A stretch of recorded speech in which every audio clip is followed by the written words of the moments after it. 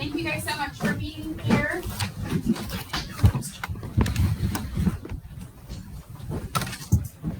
Right. I'm gonna call this meeting to order. If everybody like to go around the room and introduce yourself, please, and the neighborhood that you're representing. Tom James, North Riverside. Lisa Tatum, Old Town. Bill Washburn, Sherwood Glen. Maggie Dowling. Scott Lucas, I'm with Benjamin Hills, Pleasant Valley. And I'm Javen Gonzalez, and I'm actually not sure what my official neighborhood is because I just moved there. I was like Delano-ish. Yeah. Awesome. It looks like there are no scheduled items on the public agenda. Is anyone here to speak on an item that is not on the agenda? No? Okay, we're going to go to new business, and for anybody that hasn't been to these meetings before, we're gonna let the presenter make their presentation. Then the DAB will ask questions, then we'll ask if the applicant or agent has any questions, and then anyone from the public will have 3 minutes to either ask the questions or give comments. So.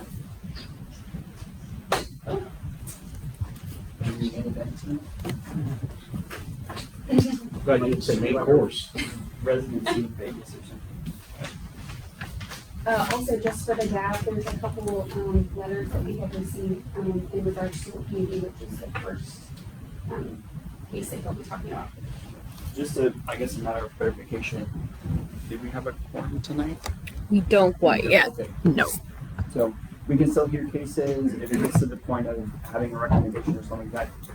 It technically would count as no recommendation, but we would still pass on the discussion for DAB to the city council. It would just not show up as a formal recommendation when it comes to city council. So no necessarily issue there. There's just a little bit of a nuance. So for those of you who don't know me, my name is Philip Ziegenberg, and I'm a planner with the Metropolitan Area Planning Department.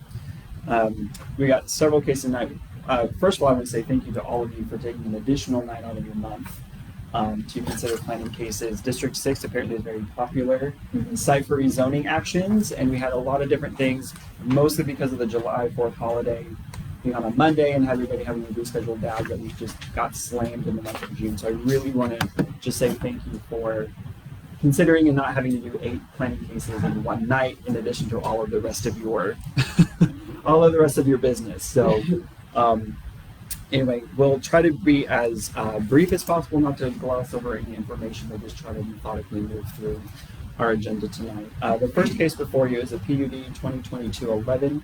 It is a zone change for those of you. I always like on PUD cases to take a quick reminder that PUDs are zone changes.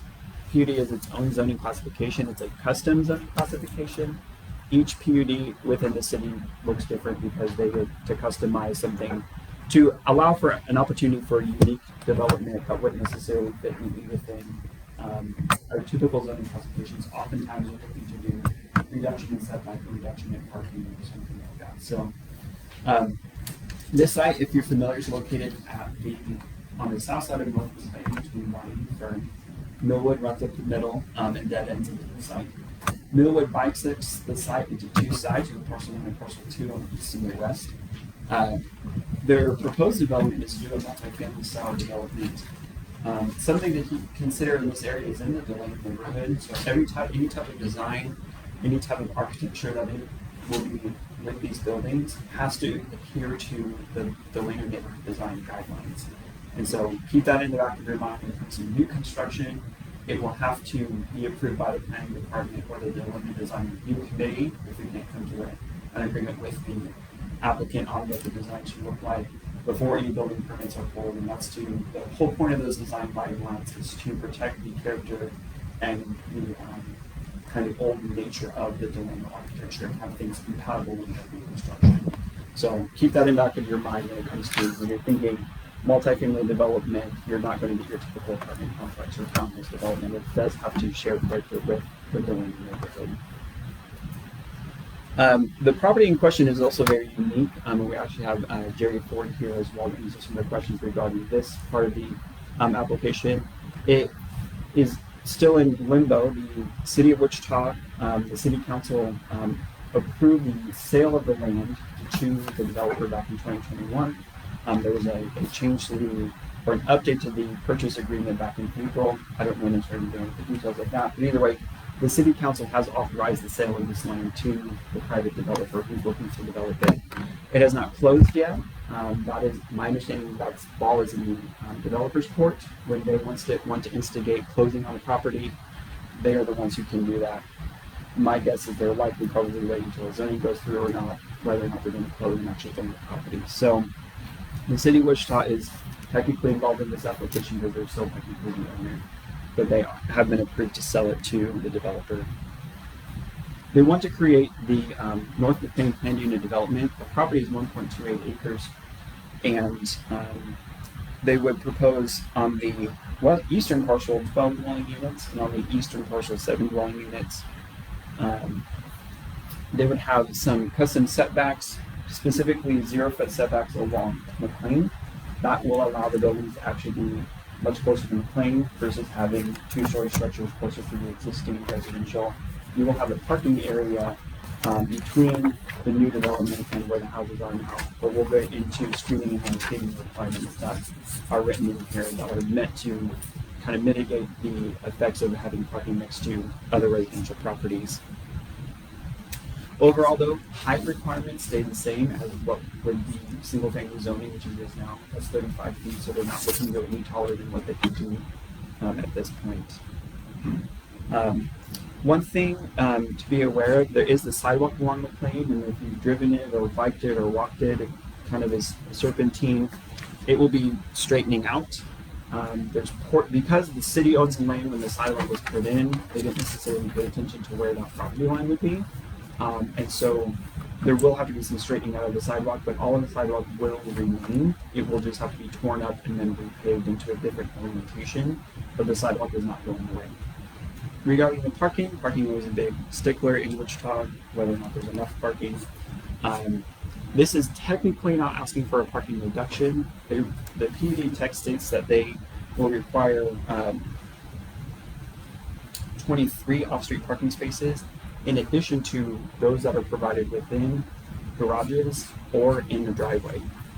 8 of the dwelling units will have a garage and driveway, so you add 16 spaces to that to get a total of 39 spaces. And so they're actually meeting and potentially exceeding their off-street parking requirements. There's, based on the current orientation of what they're looking to do, there's not necessarily going to be any need for on-street parking or anything like that. We talked about the architectural controls. It is controlled by the building and the design. They're not having any issue with that. They're not asking for any difference there. Signage, it has to be compatible with 2-family residential signage, which is not very big, not very tall, very residential scale, if they're going to have any signage at all.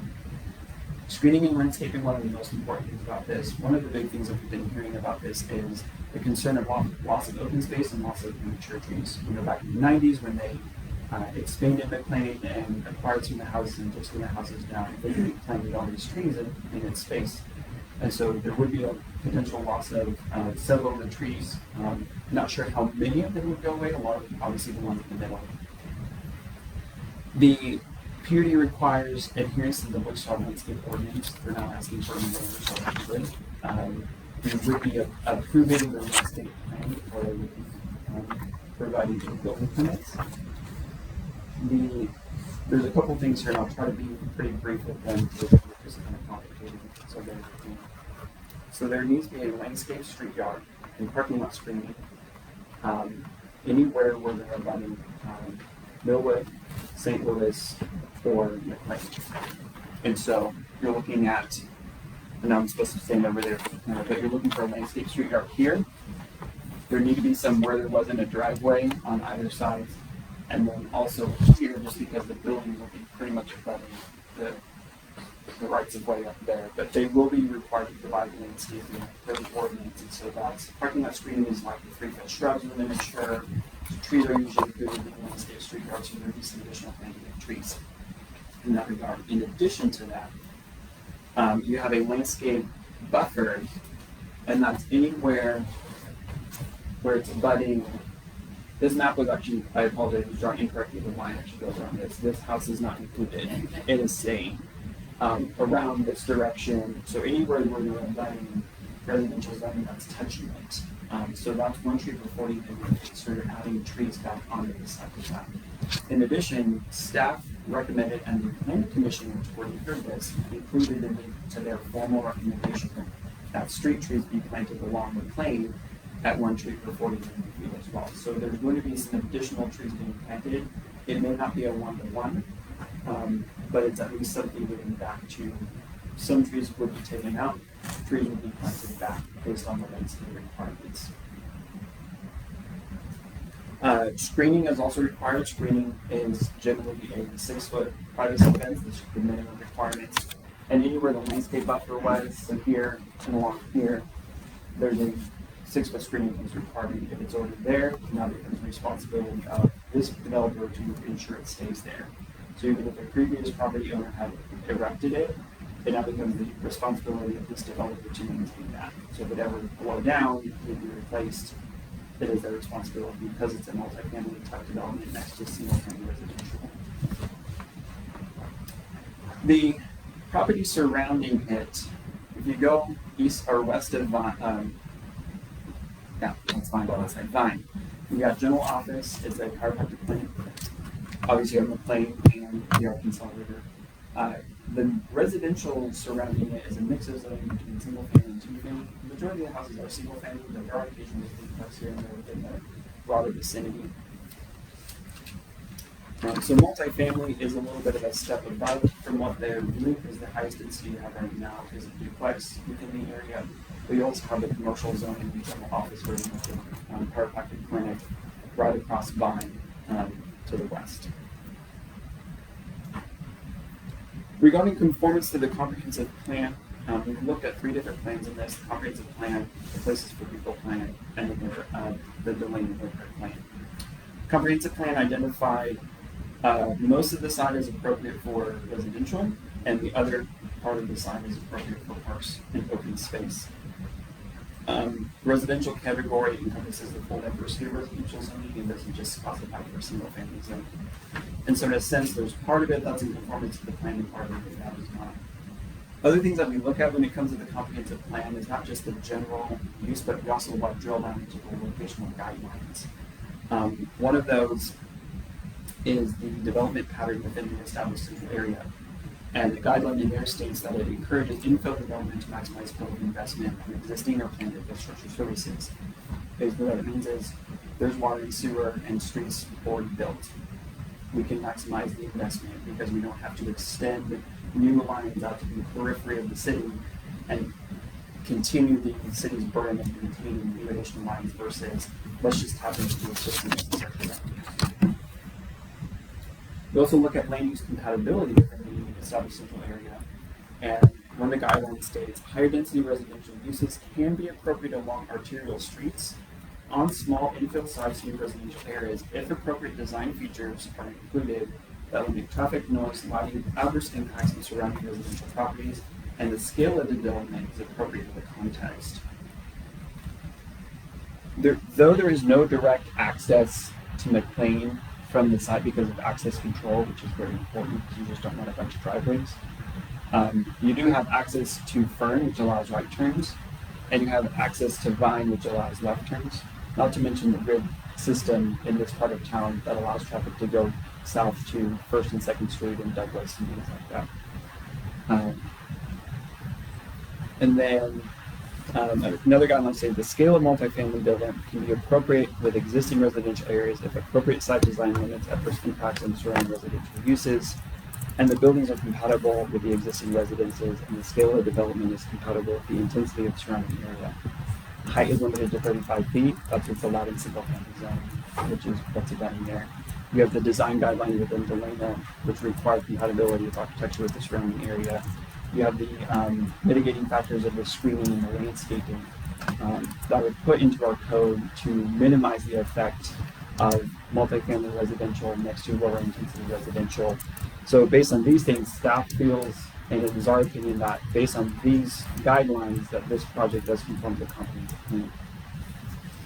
drill down to the Wichita Places for People plan, which is the urban infill strategy for the city of Wichita.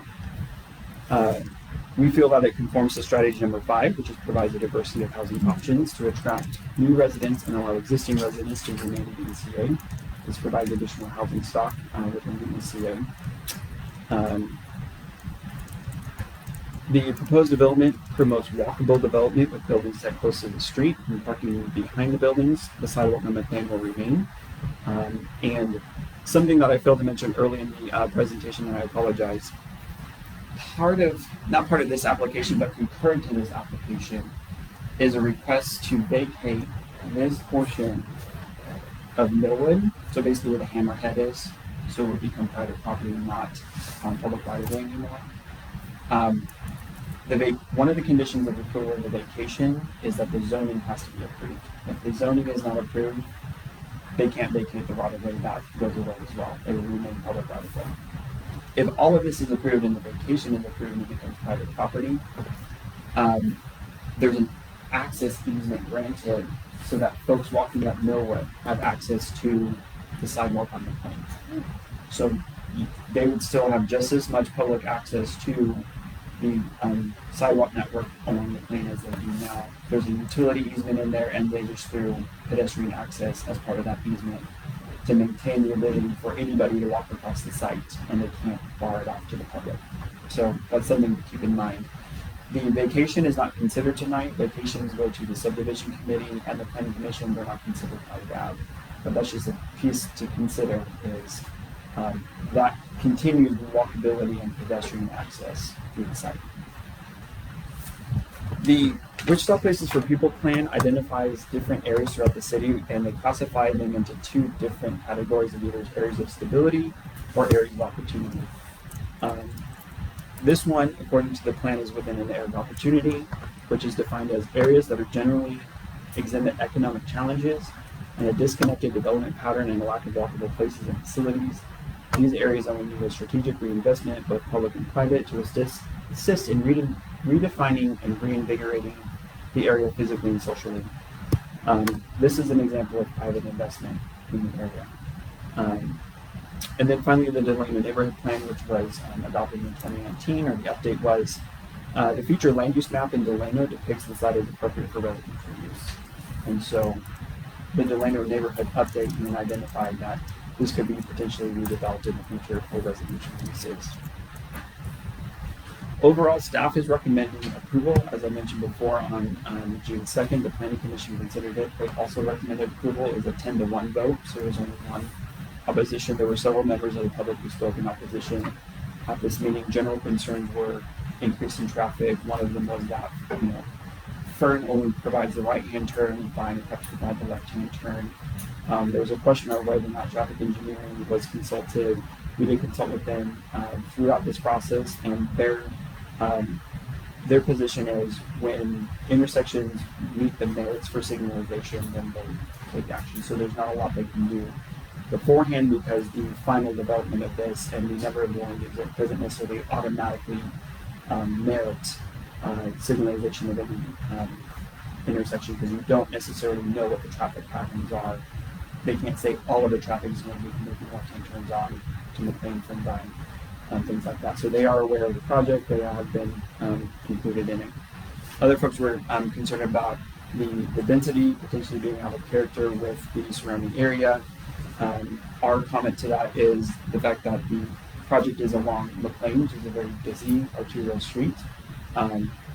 So in that sense, that part of the context is appropriate when you consider there's commercial properties along McLean throughout Delano.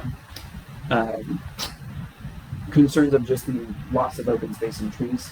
People have grown accustomed to being kind of a pocket park, I think was a term somebody used, and just the fact that they were not aware that the city had a need to sell the property. Not that that had to be widely advertised, but just the idea of something that they become accustomed to could be going away was just a general concern that was brought up. And I'm sure there's more, and there might be individuals here tonight who might speak to some of the concerns as well during that time. There's a list of conditions in your staff report. The Planning Commission approved them without those conditions. One of them was the requirement for street trees along the plane. They in addition to forest attractions. to those conditions of approval. If you have any specific questions about those, I'd be happy to answer them versus going through them one by one at this time. So I think at this point, I will conclude my presentation. One last piece of information is that the protest period is still active. It technically ends tomorrow at 5 p.m. So if individuals have not submitted protests, we've actually already received 7. I don't know what the percentage is yet, but we have received several. They still have the opportunity to provide a protest petition to the city clerk by 5 p.m. tomorrow to be counted before it goes to city council. And so, again, I will conclude my presentation there and answer any questions that you guys might have. Anybody from the back have questions? I have 2 questions and a third. My first question, the zero offset, it's not clear to me, I mean, they can't put the buildings right next to a sidewalk, but the sidewalk has to be offset so far away from the street. What does zero offset really mean? It gives them the opportunity to be on the property line, where if the sidewalk is right on the property line, it would be just right up against it, which is butting right up against it or having a little bit of space. So what's the setback, what's the city setback to the property line along the Plain Boulevard? 20, 25 feet? This one's unique just because if you see here, when the city expanded McLean and acquired the property, they actually did not dedicate right-of-way. This all still technically exists as land and not right-of-way. And so in single-family zoning, when you have platted lots, they would likely be fronting St. Louis. Take this one, for example. So your front setback here would be 25 feet. Your rear setback would be 20 feet. So maybe, technically, they can go all the way up to 20 feet back from the front. They, in the current zoning, Yeah. correct. Well, This would be allowing them to build up right up to this red line. Let me try the question again. Okay. I got another one. It's a little different. I want to know how close they can put the building to the Plain Boulevard. I think you're talking 20 feet. They can put it as close as to this red line. This is the legal description that they gave us, knowing this is the property they're looking to purchase from the Do you city. know the distance from that to the Plain Boulevard? I do not know off the top of my head. Eyeballing it, you can obviously see in some places it's greater. Probably in its narrowest would be in this strip. I would assume that that's probably about 10 feet, maybe 12. And you got a 3 or 4 foot sidewalk in there and some safety zone. And 40 trees that are supposed to go along there. No, 1 tree per 40 feet. Okay. So my second question, the closest green space, green spaces are concerned with the neighborhood, what's the next closest green space to us? Along McLean, if you continue west, you get closer to Athenian, you have the ball fields. Yeah. So there's some open park space. In addition, along McLean, I'm assuming it's very similar to this, that when McLean was expanded, there were some lots that were acquired and there was some open space that is there were some trees. It's not quite as noticeable as this one. It's kind of all around a curve that if you're really not looking, you might know this part of somebody's backyard. But yeah, so your closest green space is to the west. When you go east, it's pretty well developed along McLean all the way to Seneca going east. But going west, you have the ball fields at Athenian, and then some open space, kind of like another little pocket park, as it's kind of curving directionally going north towards central and that intersection. So in three, and I'll give you one. You're fine. Assuming the Parks and Recreation will cover all the determination of landscaping, it's probably public property. Whoever's going to do it, it's planning commission, whoever approves the landscaping, that it not just be ornamental trees, that it's family trees and this. Typically for the landscape buffer specifically, the one that goes along the property line, the 1 tree per 40 minutes is a shade tree requirement. If you do ornamental trees, they actually have to provide more trees. So 2 ornamental equals 1 shade tree. So the 1 tree per 40 minutes is a shade tree requirement. So we're going to have trees on that. Okay, any other questions from the dad? So you said with the sidewalk, would be done, Correct. the city cost or, Developer cost. just need to put that, there is still going to be access from the neighborhood behind via sidewalk to. Yes. Okay. Correct. So as I mentioned before, if the zoning is approved and if the vacate of Millwood goes through, which would effectively draw a line across like this, then this would become private property, there would be an access easement through that portion of it that will provide pedestrian access and basically public access through the site to the sidewalk. What is the process for polling the neighborhood before the zoning request can be done? So the notification process is, with this being over an acre, there was a 350-foot radius produced where all the property owners within 350 feet of this were sent a letter. And that happens 20 days, minimum of 20 days prior to the planning commission hearing. In addition, there are signs that are posted on the site, minimum of 2 weeks before the planning commission hearing. The sign has the planning department's phone number and has a description of the project. And so the notification letters are the direct mail, like they go to the property owner's mailbox. The signs are intended that if somebody's driving by and they see it, they can dial the phone number like, hey, I saw the sign, what's going on? I didn't see, I drove down St. Louis and I didn't see it. They were up within 2 weeks prior to the planning commission. The planning commission had on June 2nd. And after the planning commission, they can take them down. I know there was some comments about since it had been, we've had so much rain, Hanging away. that with that specifically, that Some of them was, might have blown down or Yeah. something. that was an issue that we had discussed. And so, is it recorded anywhere, the responses? Or more than just the letters, or the? If we receive written comment, we include it in the staff report. If we receive them after the staff report is done, we always mail them out to the different boards. They're always a part of the official record in the case folder. Any comments that are made at the planning commission or at this meeting here are recorded in the official minutes. That all of that goes on to the city council. Yes, sir. So, it says here that the city's on its land since the mid-90s. Mhm. And so for anybody that moved into those neighborhoods, who's had 25 years since then, if they're thinking that this is a pocket park or whatever you want to call it, it's landowners around the city not yet developed. Do you know what the process is for selling that? I mean, I understand that the city council has approved the sale, but how do you know that that property is for sale? I'm Jerry, can you answer that question?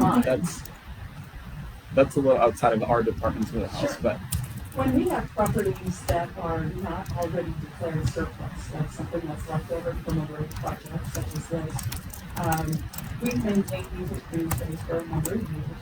But over the years, we get a number of inquiries on the property as to its availability. And leading up to this contract and this proposed transaction, there had been a number of inquiries all at around the same time. And so we went ahead and presented it to city council and requesting it for surplus. And when we do that, we then notify the brokerage community. We send letters to the adjacent property owners. We list it on our city website as available for sale.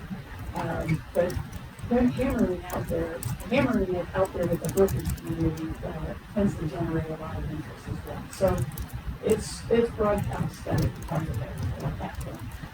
Jerry, just for his argument's sake, when you say adjacent property owners, like kind of using this as your guide, likely all three of these properties, but anybody Yes. else beyond that? It would have been a couple of the properties on the east side of Fernie Okay, as well.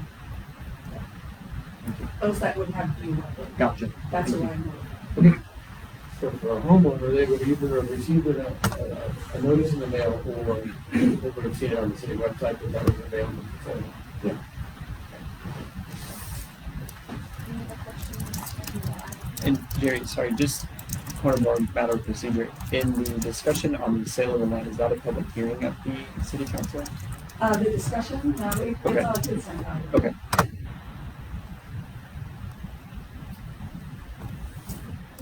Is the applicant or agent have any comments?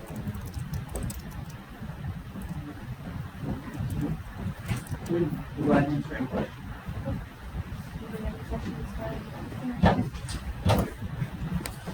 Yeah, I just had one thing. My name's Nate Carr, I'm part of the development team. And I brought some schematics if anybody wants to take a look at them. Just kind of a preliminary design of what we're thinking. We haven't finalized the design just because it's so preliminary, but we'll be within the land guidelines. And we're gonna hopefully use some brick and lap siding and some wood accents. And then also included in this is just some projects we've done in the area. We've done a project at Central Waco called Chemical Locks Apartments. And then we've done a project at 300 North Main and 2nd and Main Street. So yeah, we want to do a quality project with this in the neighborhood. Brings up the area. We're open to making adjustments like we've talked about and making sure that it's good. So I'm happy to answer any questions as well. And Chad's architect and Kurt's engineer, and they can answer any questions. And these are all for rental. Correct. And they'll be 2-story condos. But they won't be for sale, so basically you guys will manage them. Correct. Yes. Seeing on this condition, this is the front facing one, but This is actually the garages that face inward. that is already the other side. Yeah, and this one right here. This. So,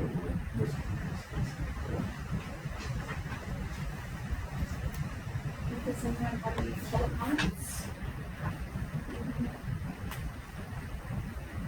Remains a pour on a slab, yes. So, and it's all rental property, approximately what's the square footage? I think they're 400 square feet. About, there's going to be some 2-bedroom, 1-bath, and then some 3-bedroom, 2-bath rooms. So about what would they rent for?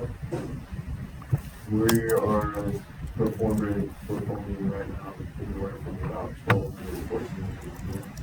I think that matches the neighborhood. Yeah, it'll be a new construction. A lot of the neighborhood are pre-existing. But yeah, we plan to make it as competitive as possible. So how will that affect the property taxes of the people that already live there? If I may, the properties in the area are residential, single-family residential and duplexes, and so they're actually taxed differently than these would be as multifamily. So it shouldn't impact the taxes directly. Any other comments? I was just curious, how many homes will have a direct view, probably? I mean, I think it'd just be the homes on the. Just under the And so you have the one where they back up to it, the 3 there, and then you have the one on Vernon facing alongside of it, there's probably the kind of like you probably have the one south of St. Louis, and the side yard of it, and then maybe an angle in the southwest or the northeast.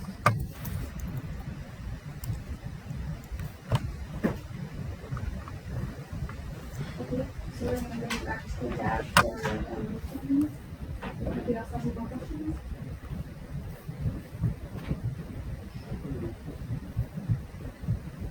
We do have form now. Yes. If we have the table, I'll make a motion to approve the report. With the understanding that the witness doesn't happen to us too. And that's written in the condition of the application, so. How is that motion? One point of clarification, do you want to add anything similar to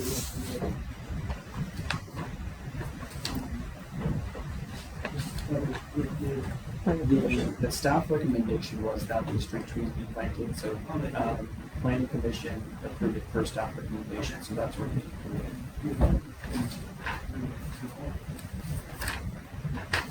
All in favor?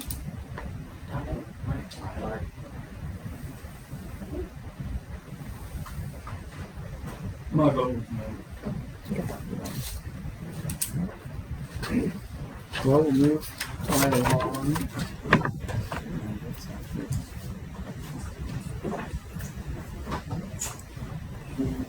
Next one on the agenda, I believe, is conditional use.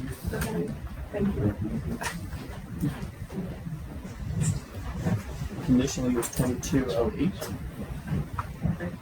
We can do 15. Oh no, let me pull it up. Sorry. No, you're fine. There it is. There you go. Oh wait. All right. This is a conditional use request for an accessory apartment on single family residential zone property located at 2042 West Columbine Lane, which is probably, it's about a mile west of here, Amity and Columbine. Staff recommendation is approval with conditions. This also at the planning commission on June 2nd, they approved it on consent votes, so you can have this along 0. There haven't been any public comments regarding this one. The original home was built in 1955, and they're looking to put an additional building in their backyard and provide a second living quarters in there. We call that an accessory apartment. The things about accessory apartments, and it's listed in your staff report that there's 4 conditions that they have to maintain.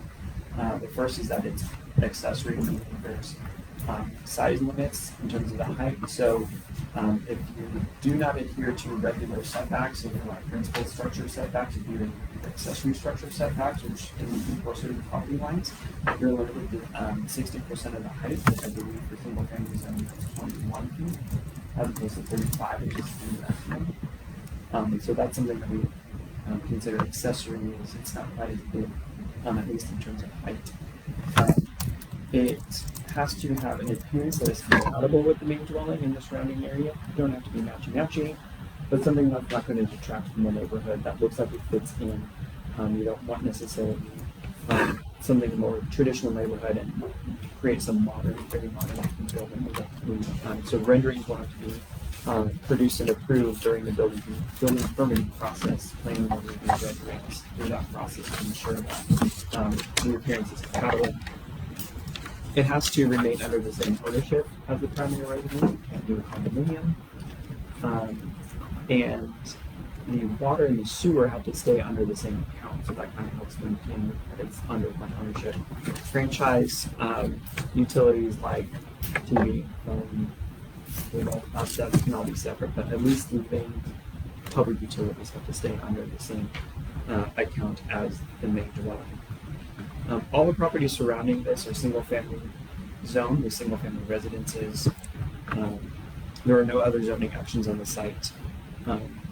Planning staff finds that it's in conformance with the comprehensive plan, which identifies the site as appropriate for residential uses.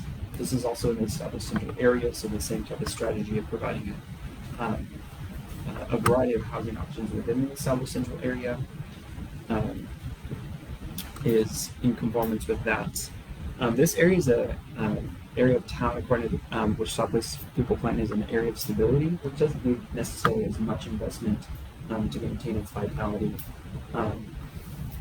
This is something that we've actually been starting to see a lot more accessory apartments coming through. People are choosing to add some additional living quarters on their properties.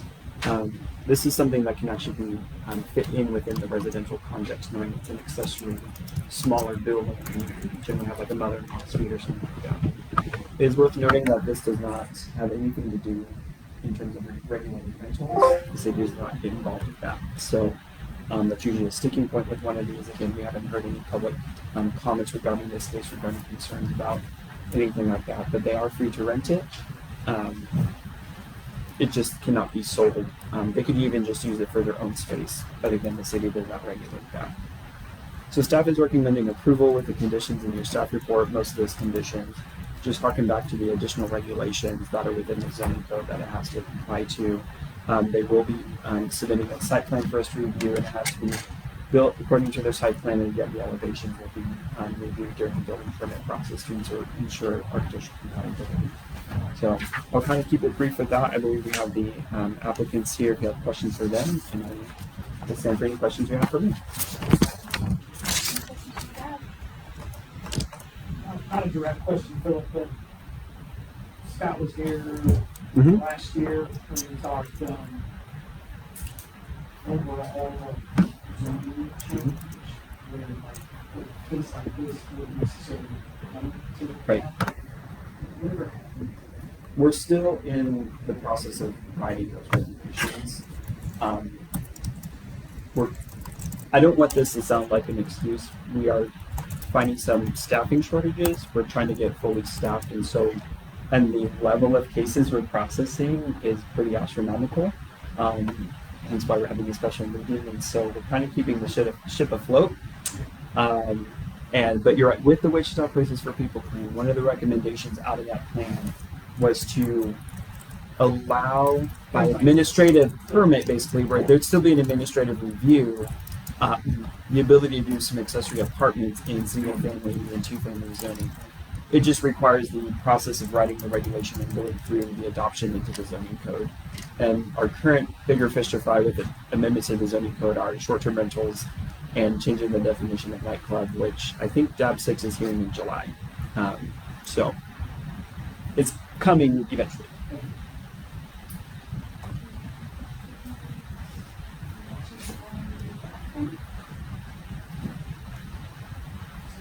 Other comments? Share plan with you. Pardon? We're building actually coming along, so we don't even, I mean, we don't have to sell the house at night. Then we don't consider it for the rolling roads, just in the month. For that one done. Which I guess, where it falls, but it's not much different than just building a room addition and, having your kid come home from college and live there. I mean, it's. Well, that's a little bit of autonomy, yep. Having a separate entrance, something that, you could rent out. Yep. But that just kind of falls. Yeah. Because technically, according to our zoning code, accessory apartments can be as an addition onto your house if they're considered a separate unit where there's like some true separation between the main house and the addition, where there's an additional exterior entrance and things like that. So accessory apartment isn't always a detached structure. They typically are. But that's the case. They can. It all depends on how it's constructed.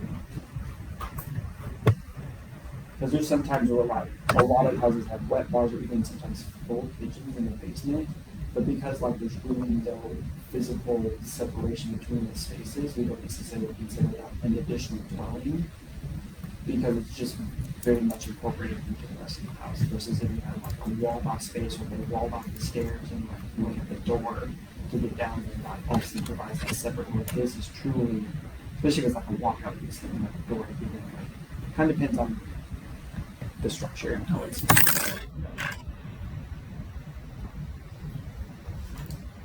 Okay. Bring back to the tab for a motion. Make a motion to approve based on staff recommendations. All in favor, say aye. Aye.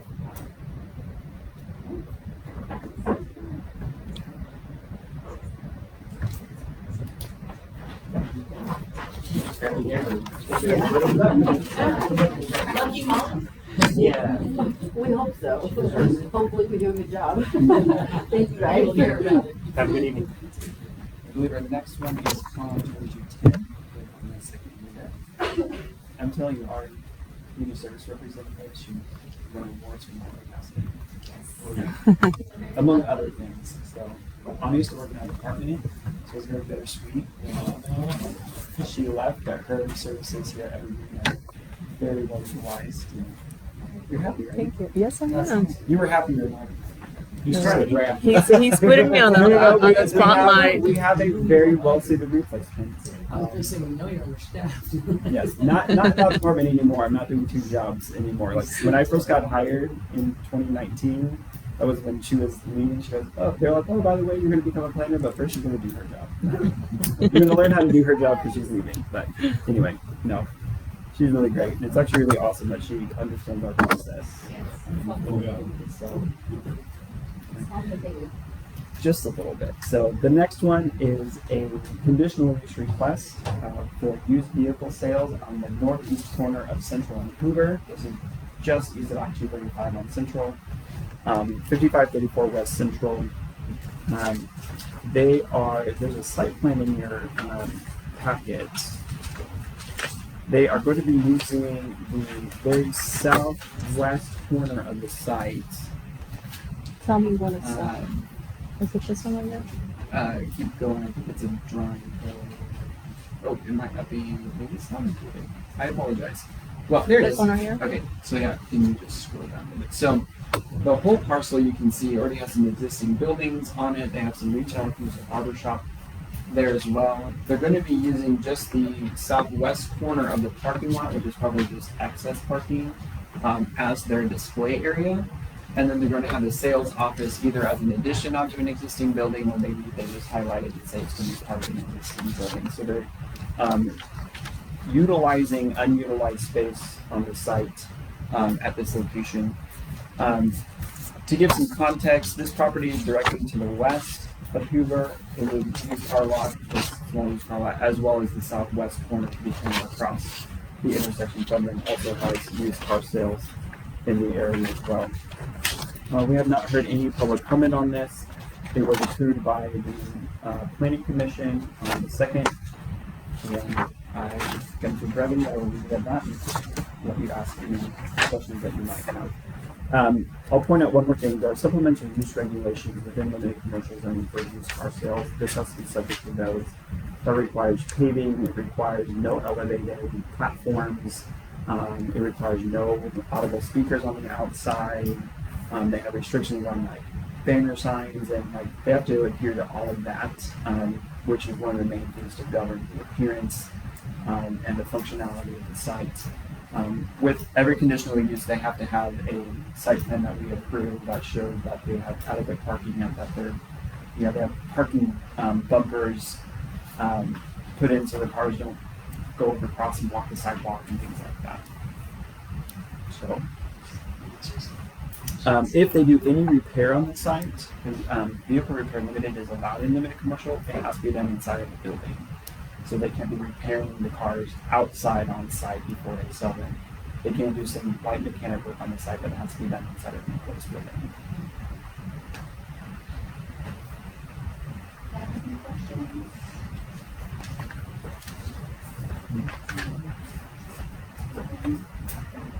Hi, Chris. Hello, Chris Rose of Hoffman Company. I'll be happy to answer any questions you have.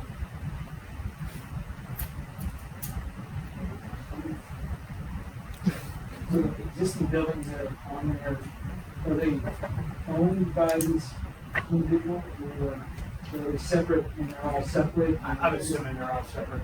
Okay.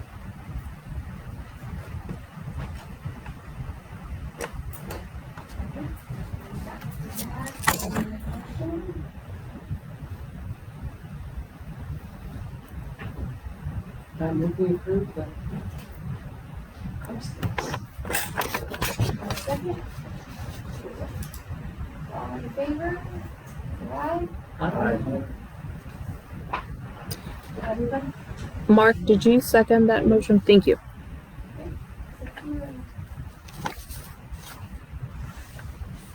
On 2215. It's another conditional use for an accessory apartment. This one's located at 3135 North Wellington. So half a mile north of that.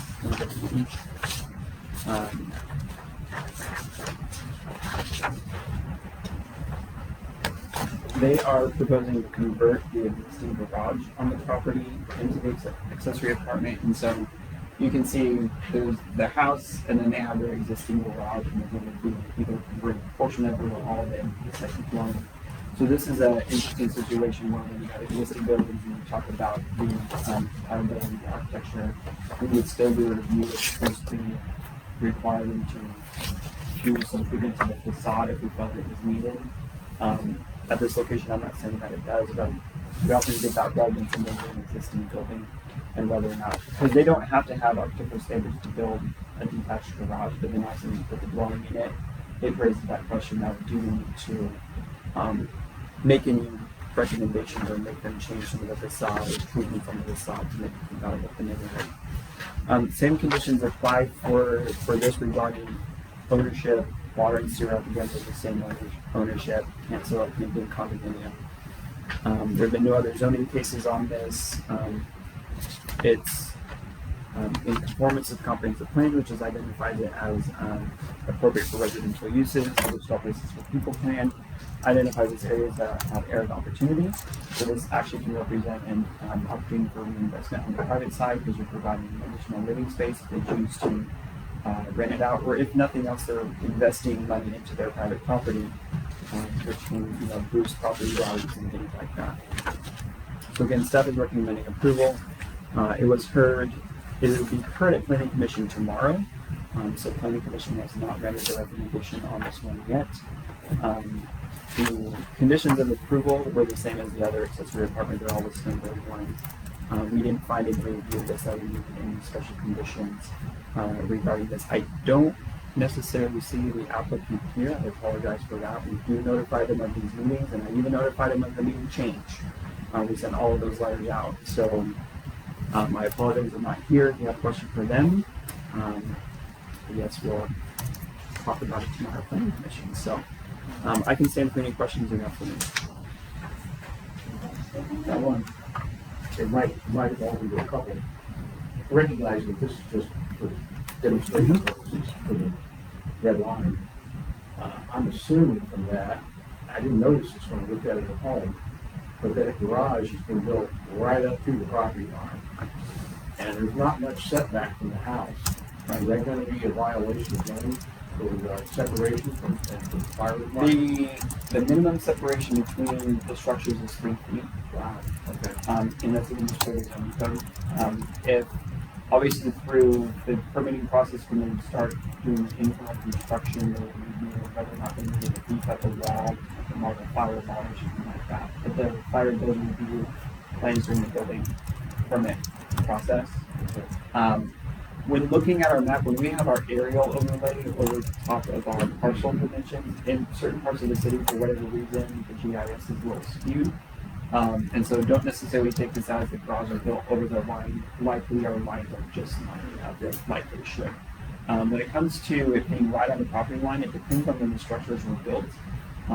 In old parts of town, we often have less restrictions in zoning in terms of how those buildings were built. What this does mean is that if anything were to happen to that building, about 50% of its value is destroyed. They would have to move it to reconstruct it, or have to come through likely a variance to reduce the setback down to 0 in order to rebuild it in its current state. So it's fine for the way it is. It is truly a functional non-conforming based on it existed before the zoning did. But there are rules in terms of how it can be rebuilt if it's damaged or destroyed. Okay.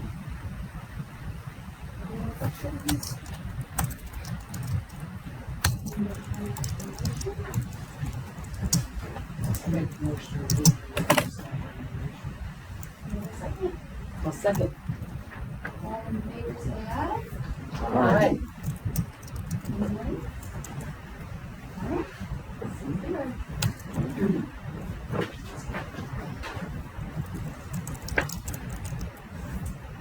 Final one tonight, it's not a conditional use, but a zone change. It's a straight up zone change from single families to 2-family residential. This one is located north of 55th Street North and on the west side of Meridian, so north of the Walmart at 53rd Meridian. In relatively recent history, if we're familiar with the area, there's kind of been this march of like 2-family zoning as one becoming available. So this is definitely not a new request. All of these properties here are either two-family zoning. One of them is actually 8 lots, but there was an interesting PUD that we did that would have allowed 2 single-family dwellings on 1 lot with 5 separation, but they just built duplexes instead. So they did, like, it was one of their first attempts at doing a PUD like that, just kind of see how the community reacted to it. So it was a small scale, and they just ended up building standard duplexes anyway. This property is 4.66 acres, and there's currently a 2-story single-family home that was built in the 20s, and there's several accessory buildings. The understanding is that those would be raised, and this is just the all new development. There's a significant, well, like I said, there's 2-family zoning to the south, there's single-family zoning to the west and to the east and to the north. There's some commercial zoning as you get further down at Meridian and 53rd Street. This property is unplatted, which means it doesn't have a lot of block designation or anything like that. Platting is required prior to the issuance of building permits, so they can't actually develop it until they plat it. Given its size, they're likely going to plat some level, and Chris can probably speak to this, in that, some level of like access road or something like that, so that they have internal access to the dwelling instead of trying to have access off of Meridian. So that all has to be done before. I guess they have submitted the Northgate 6th edition, which will have 16 duplexes on it. I apologize for not reading this ahead of time, but there is a sidewalk that terminates here. That's part of the high school pedestrian master plan. And so it'd be interesting to see it, and the arterial project with the city if that sidewalk continues north along the front of the parking lot, or front of the thing. It is not a condition of approval to extend that sidewalk north on Meridian, which is more of a point of clarification is that as development goes north, the city can likely to put in new sidewalk along Meridian. Staff is recommending approval. Just went to Planning Commission on June 2nd, and they recommended approval based on the staff recommendation. And I can stand for any questions that we might have.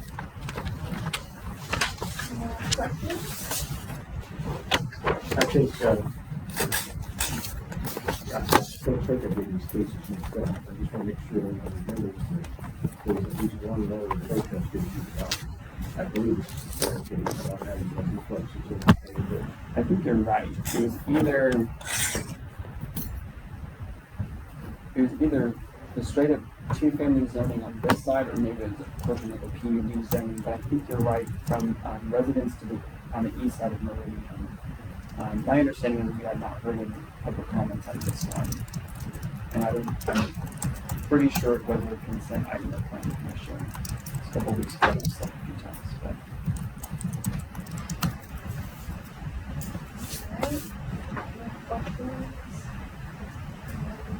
Can I make a motion? I make a motion for it, to go through the executive commission. A second? I'll second. All in favor, say aye.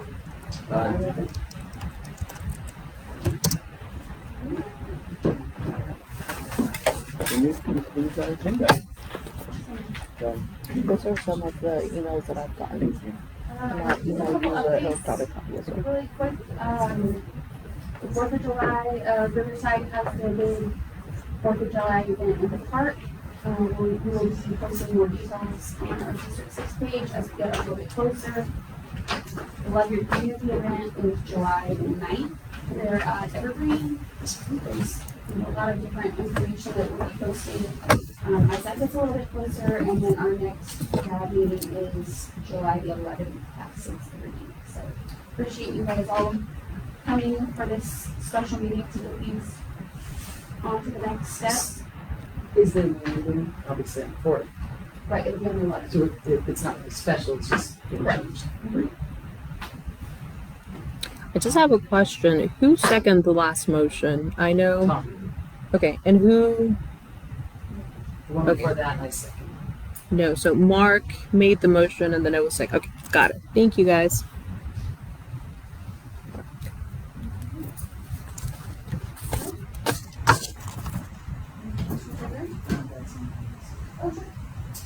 So, we had neighborhood cleanup on Saturday and, that weekend was pleasant. It went really well with regards to, number of people involved.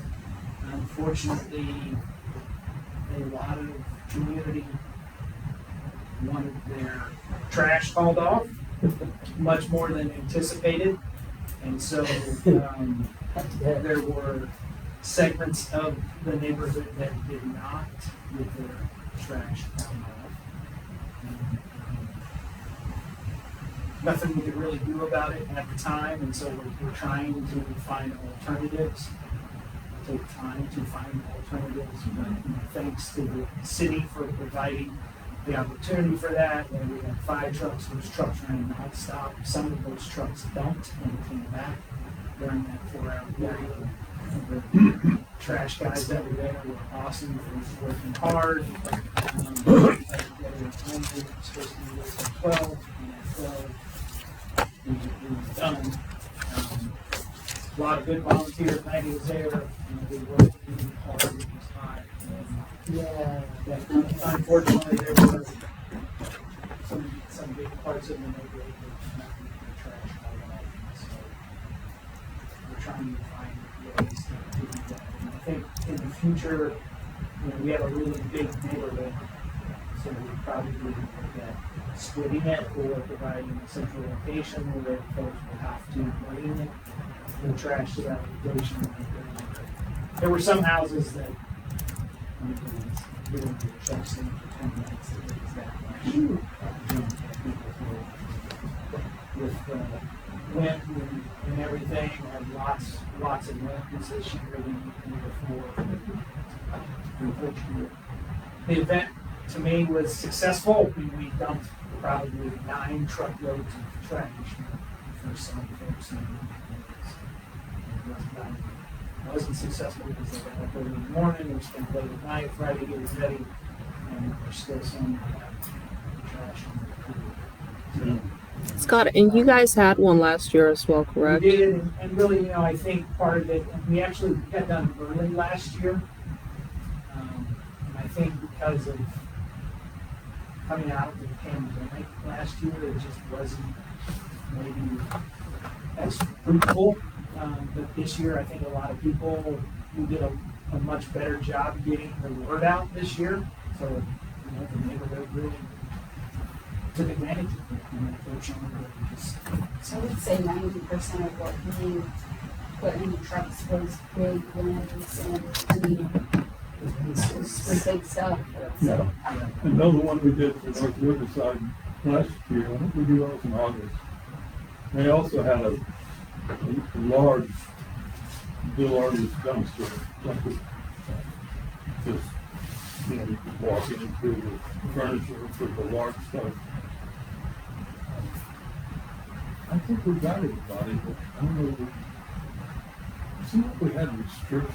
Maybe it was like bulky waste and there are restrictions. I mean, limbs are supposed to be cut up in 4-foot sections. Not everyone adheres to that. And, you're not supposed to have construction materials in concrete.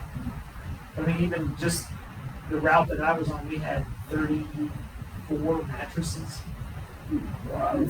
So I mean, that's just Lots of tires. one truck. Yeah, we had 3 truckloads of tires. yeah, we had one truck that was trying to. So this year, it was just overwhelming. We needed more volunteers, and at the same time, we had probably the most volunteers we've had in 2 years. So I mean, it's just one of those situations. So we'll do better, but unfortunately, there's just some folks, and really saw a couple, folks disappointed on the neighborhood app. I get it, I would be too if it was me. We put trash out at 6 in the morning and never got picked up. We'll fix it and do better next time.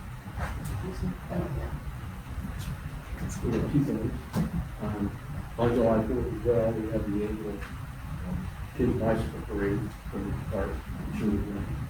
And then tomorrow night, we got Max Cole, citywide developer coming. to give us his vision for the properties in that northwest corridor that he's responsible for. And what he thinks might happen, and what he's hoping for. We'll see. Anybody else? Any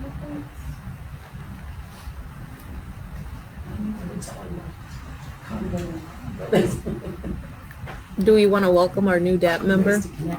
Oh, yeah, welcome. Welcome to Max. Thanks for having me. Good.